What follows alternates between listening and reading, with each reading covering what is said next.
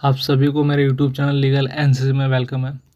Friends, ये video उन लोगों के लिए जिन्होंने हाल ही फिलहाल में लॉ ग्रेजुएट हुए हैं और एआईबी में रजिस्ट्रेशन करवाया है और किसी बार काउंसिल ऑफ इंडिया में उन्होंने बार काउंसिल ऑफ इंडिया के किसी भी बार में इन्वॉल्वमेंट करवाया अपने आप को, किसी भी स्टेट में, चाहे वो मध्य प्रदेश हो, चाहे दिल्ली हो, चाहे बिहार हो। तो फ्रेंड्स, उसके बाद क्या होता है कि बार काउंसिल ऑफ इंडिया के बाद आप जब रजिस्ट्रेशन कराते हो तो आपको एक एआईबी का एग्ज़ाम देना होता है। एआईबी का एग्ज़ाम इसलिए कंडक्ट करवाया जाता है ताकि आपको कोर्ट की प्रोसीडिंग्स आप अवेयर हो और आपको कुछ नॉलेज हो कि कोर्ट में क्या प्रोसीड करना है।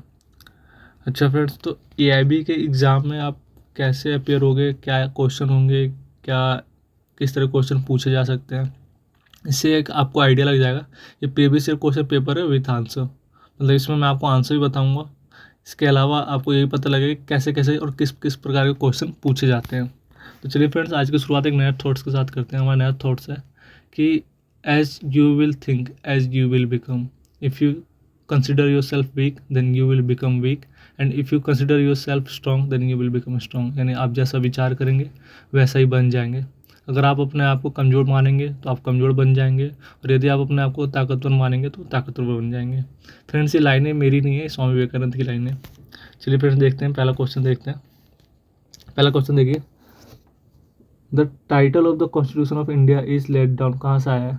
तो आर्टिकल 1 से, आर्टिकल 5 से, आर्टिकल 390 से और आर्टिकल 393 से। तो कहाँ से? आर्टिकल 393 से। देखिए क्या है, it is the short title of the constitution of India is laid down in article 393। आगे चलते हैं फ्रेंड्स अगले क्वेश्चन की ओर। अगला क्वेश्चन देखिए, constitutional provisions of fundamental rights FR are given in under which part of the constitution of India. यानी friends, जो constitution में जो फंडामेंटल राइट का जो प्रोविजन है वो किस पार्ट में दिया गया है? तो पार्ट 3 में दिया गया है। अगले क्वेश्चन को चलते हैं फ्रेंड्स।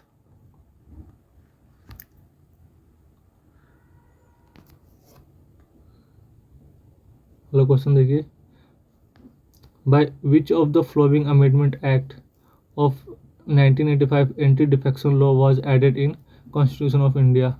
तो किसके तहत हुआ था? तो 52nd कॉन्स्टिट्यूशन अमेंडमेंट एक्ट के तहत ये हुआ था। आगे चलते हैं अगले क्वेश्चन की ओर।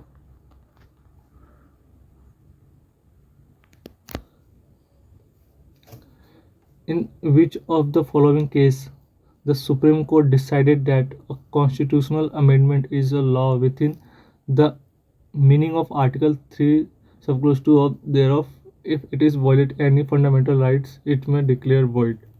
तो किसके तहत कहा गया था? ये Golaknath versus state of Punjab के तहत कहा गया था। आगे चलते हैं। जब इस केस को एक बार ऑब्जेक्शन देख लीजिए, क्यों कहा गया था इस केस में। In Golaknath versus state of Punjab 1967 AIR supreme court 1643। AIR का मतलब फ्रेंड्स आप एक चीज़ याद रख लीजिएगा, ऑल इंडिया रिपोर्ट होता है। ठीक है। One was issued before the Supreme Court was whether the 17th Constitutional Amendment Act, which amended the fundamental rights, is valid or not. The court thought its majority opinion 6-5 observed that an amendment to the Constitution was an ordinary law and not the constituent law. Hence, the amendment needs to pass the test of Article 13. The court thus stated that any amendment that violated the previous of Article 30 would be void। आगे चलते हैं friends अगले question की ओर। अगला question देखिए, uniform civil code in India क्या है? Fundamental rights है, directive principle of state policy है, गवर्नमेंट पॉलिसी और कॉन्स्टिट्यूशनल राइट्स है। तो क्या है? DPSP directive principle of state policies है। अब कैसे है मैं आपको बताता हूँ। देखिए, article 44 of the constitution of India corresponds with the directive principle of state policy, and DPSP article 44 बात करता है इन कॉन्स्टिट्यूशन ऑफ इंडिया में। And state shall endorse the provide for its citizens to inform civil code through the territory of India, and Goa is the only state in India which is has a uniform civil code। यानी पूरे देखो state क्या करेगा, ठीक है, India की territory के अंदर यूनिफॉर्म सिविल कोड, ठीक है, या इंडोरेंस करने की कोशिश करेगा। लेकिन गोवा एक ऐसा स्टेट है जिसमें यूनिफॉर्म सिविल कोड है। आगे चलते हैं। यहाँ देखो फ्रेंड्स, बहुत अच्छे क्वेश्चन है। As per article 16 no citizen shall on ground only of dash of or any of them ineligible of discriminated against the respect of any employment or office under the state। तो sex cast ऐसे करके friends, तो ये आपको series याद होनी चाहिए, सबसे इंपॉर्टेंट है, क्योंकि मैंने जब DVLM का पेपर दे रहा तो मेरे से इसमें पूछा गया था, सेम चीज आया था। इस क्वेश्चन ऐसा मोस्ट इंपॉर्टेंट क्वेश्चन कंसिडर कर लीजिएगा, बार बार रिपीट होता है। आगे चलते हैं, मैं इसका आंसर बताता हूँ आपको। तो आंसर ये देखिए, वैसे इसका आंसर ये रहा, religion, race, caste, sex, descent, place, birth और रेसिडेंस। यानी आपको कहीं भी आप जॉब के लिए जाते हो तो आपके इन आधारों पे, मतलब इन दीज प्लेसेस, मतलब इनके बेसिस पे आपके साथ डिस्क्रिमिनेशन नहीं किया जा सकता। ठीक है, इस सीरीज याद के लिए सबसे पहले रिलीजन आएगा, उसके बाद race, caste, sex, descent, place, birth और रेसिडेंस। ये बहुत ही मोस्ट इंपॉर्टेंट क्वेश्चन कह रहा हूँ फ्रेंड्स, क्योंकि कई बार AIB में रिपीट हुआ, मैंने प्रीवियस ईयर के क्वेश्चन पेपर में भी देखे। आगे चलते हैं।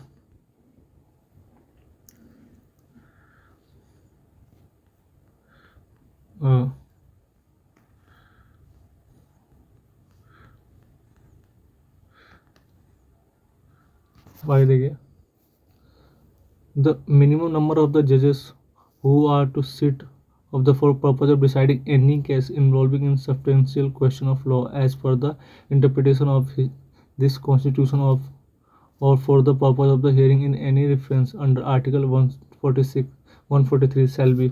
कितनी होनी चाहिए कम से कम मिनिमम जजों की संख्या इसमें? देखिए फ्रेंड्स, मैं आपको बता दूं, इसमें होनी चाहिए मिनिमम D, यानी 5 होनी चाहिए। कैसे होनी चाहिए देखिए, article 145 sub clause 3 of Indian Constitution provide that there should be at least 5 judges to hear that involve a substantial questions of law as to the interpretation of the Constitution or any reference under Article 143 which deal with the powers of the President of India and consult the Supreme Court of India। अगले question पे चलते हैं friends.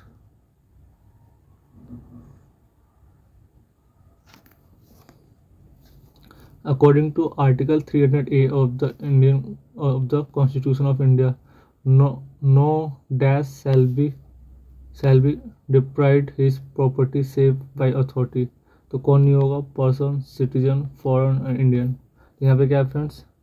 Foreign है जहाँ तक मेरे को पता है, ठीक है, सॉरी पर्सन है। आगे चलते हैं, अगले क्वेश्चन क्यों।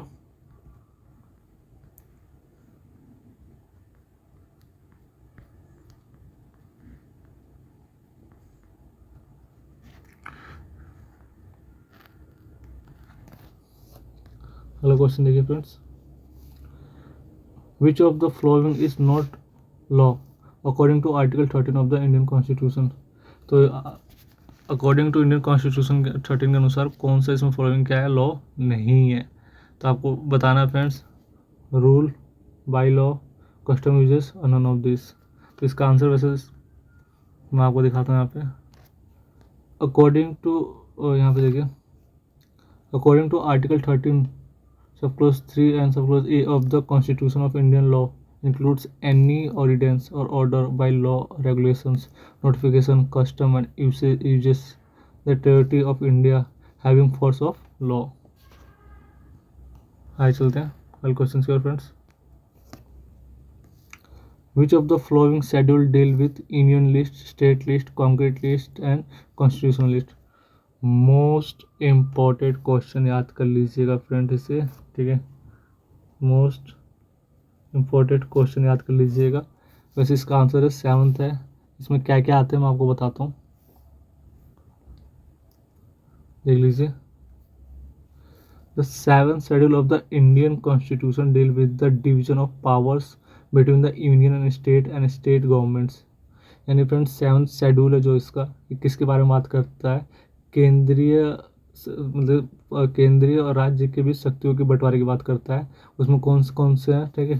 तो अच्छा, it's a part of 12th schedule of the Indian constitution. अच्छा, भारतीय संविधान के 12वें अध्याय में दिया गया है।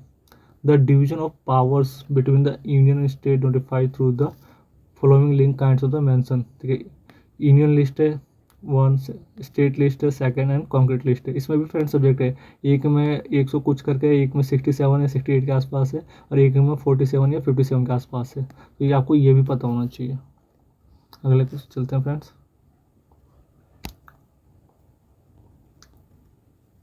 अगले क्वेश्चन क्यों, under section 82 and 83 Indian panel code an offence is punishable if it is done by a child.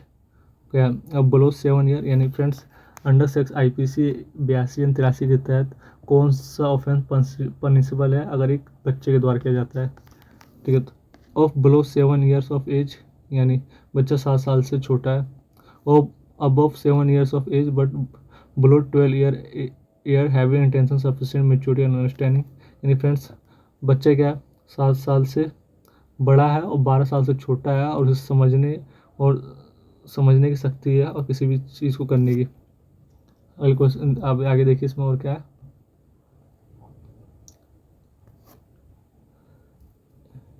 If given person is unsound mind, if all by child below 12 of age और all of this, तो फिर इसका answer होगा friends all of D होगा। क्यों होगा मैं आपको बताता हूँ।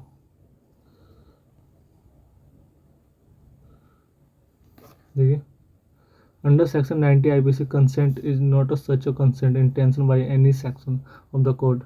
If the consent is given by the person under fear of injury or under misconception of fact, and if the person doing the act knows or has reason to believe that consent was given, the consequences of such fear or misconception, or if the consent is given by a person who from unsound mind and negotiations unable to understand the nature and consequences of the that which he gives his consent, if the consent is given by the person who is under 12 years or age।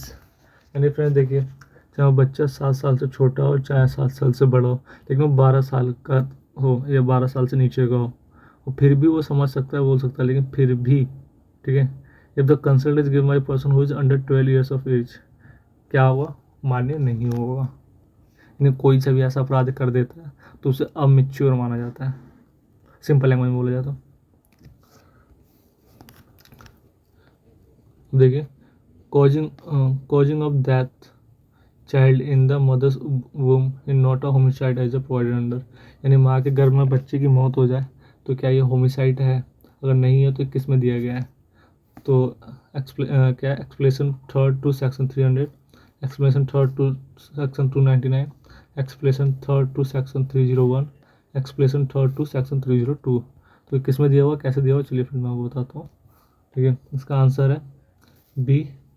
ठीक है, explanation third to 2099, explanation third to section 299 IPC mention that the causing of death of child in the mother's womb is not a homicide. However, it may amount to culpable homicide to cause the death of living child if any part of this child has been brought forth through the child and may not have breathed or been completely born। यानी friends अगर बच्चे की माँ के घर में मृत्यु हो जाती है तो होमिसाइड नहीं मानी जाती, नहीं घर में इन द सेंस के पेट में डेथ हो जाती है। इवन बच्चा बाहर भी आ जाता है, ठीक है, और वो पहले से डेथ है या कोई पार्ट बाहर आ जाता है तब भी उसे होमिसाइड नहीं माना जाता है। आगे चलते हैं, अगले क्वेश्चन क्यों। अगला क्वेश्चन देखिए, punishment for defamation under Indian Penal Code is the simple imprisonment for the term which extend to the or with the fine or both। तो यानी फ्रेंड्स जो डिफेमेशन के केस में मैक्सिमम पनिशमेंट कितना है, और फाइन और क्या, फाइन और वो दोनों हो सकता है। तो 2 ईयर पनिशमेंट है, 3 ईयर पनिशमेंट है, 4 ईयर पनिशमेंट है, 5 ईयर पनिशमेंट है। तो हमेशा याद रखना है ये जब भी डिफेमेशन का नाम बोले आप राहुल गांधी याद कर लेना। यानी राहुल गांधी को सबसे ज़्यादा सज़ा हुई थी 2 साल की।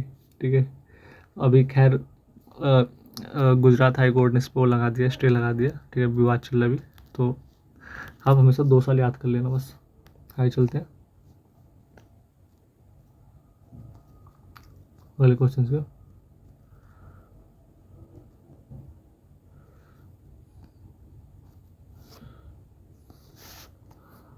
Assault or criminal force to woman with intent to outrage her modesty under IPC is which is kind of offense। यानी फ्रेंड्स, महिला के ऊपर अपराध करना या उसकी लज्जा को भंग करना किस प्रकार का अपराध है? Non conjugal offence, non conjugal and bailable, conjugal and bailable, conjugal and non bailable, non conjugal and non bailable. यहाँ क्या friends, conjugal and non bailable प्रकार का ये ऑफेंस है। एंड जितने 354A, B, C, D इसमें अलग अलग वो है सेक्शंस है। आगे चलते हैं। 18 देखिए। ए places man with the firearms at the outlet of building and tell Jed that they will fire at Jed. If the Jed attempt to leave the building, A is guilty of wrongful confinement, wrongful restraint, both wrongful confinement and wrongful restraint, none of these। तो खैर इसका answer है wrongful confinement। कैसे है मैं बताता हूँ आपको। यहाँ देखिए, this question is based on the illustration B of the section 3040 IPC, which deal with the wrongful confinement.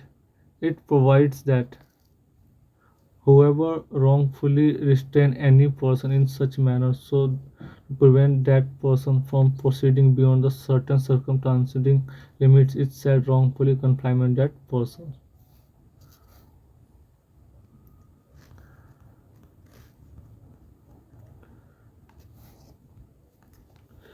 The provision of the PLA breaking under the chapter 21st of the CRPC are not the not the applicable if the offense is committed against the child below of the age। ठीक है, तो किस पे नहीं है, कितने कितने साल से नीचे के बच्चे पे वो कैपेबल नहीं माना जाएगा। तो देखिए, वैसे 14 यहाँ पर साफ सी बात है, 14 साल ही होता है। ठीक है, इसमें इतना सोचने की बात नहीं है। आगे चलते हैं। Section 125 of the Criminal Procedure Code is secular in character was observed in which of the following case? तो Latika Kumari versus state of Uttar Pradesh, Avinesh Kumar case, Mohammad Ahmed Khan case, सेविसार कर्नाटका केस। तो आपको बताना है किसमें, तो इसका ऑप्शन है सी में। किसमें है देखिए, क्या केस था ये। In the case of Muhammad Ahmad Khan versus Shahbano Begum, the Supreme Court observed that Section 125 CRPC is secular in nature in the sense of the same applies an applicant wife from the all religious and would prevent over the personal law and parties in the case of where they are confined, and Supreme Court was the decline the conclusion along with their person and law and parties with the considered from the purpose of the defense of the wife। तो friends, आज के लिए इतना ही बहुत है, क्योंकि video बहुत लंबी हो जाएगी। मैं इसे छोटे छोटे पार्ट में बनाऊंगा जिससे आपका भी इंटरेस्ट बना रहे और आपको भी लर्निंग में मजा आए। और फ्रेंड्स, आपको लगता है कि आपने कुछ बहुत थोड़ा बहुत भी सीखा है तो don't forget like share and subscribe my YouTube channel. जय हिंद, जय भारत।